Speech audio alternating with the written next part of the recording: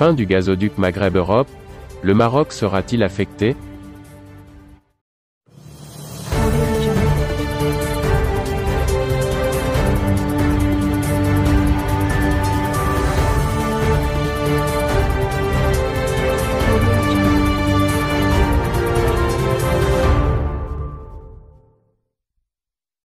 La décision algérienne relative au non-renouvellement du contrat sur le gazoduc Maghreb-Europe traversant le Maroc et reliant l'Algérie à l'Espagne ne produira pas un impact significatif sur Rabat.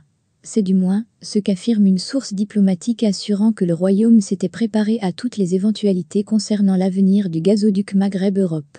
Dans une déclaration à Alioum 24, une source diplomatique marocaine assure que les autorités marocaines ont anticipé tous les scénarios concernant l'avenir du gazoduc Maghreb-Europe, dont le contrat arrive à expiration le 31 octobre prochain.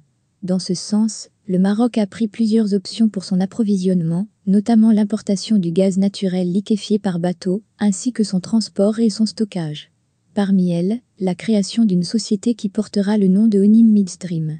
D'ores et déjà, le gouvernement a accordé des licences à plusieurs entreprises pour importer du gaz naturel par navire et le transporter par camion-citerne jusqu'aux zones industrielles. Il est aussi prévu la construction et l'exploitation de terminaux flottants de gaz naturel liquéfié dans les ports de Mohamedia, Kenitra et Nador, a affirmé la même source. Autre option, l'exploitation du nouveau champ de Tendrara près de Figuig prévu à partir de 2022.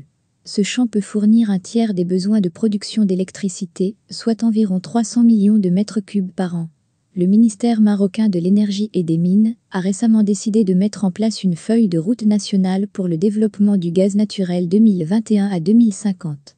Les objectifs de cette feuille de route sont de plusieurs ordres, la création d'un marché régulé du gaz naturel en stimulant une évolution progressive de la demande, le développement d'un projet d'infrastructure gazière structurant, l'accès aux industriels et tous autres consommateurs à une énergie compétitive, l'amélioration de la compétitivité des industriels marocains exportateurs et le développement d'autres activités annexes de sous-traitance autour de la filière du gaz naturel, etc.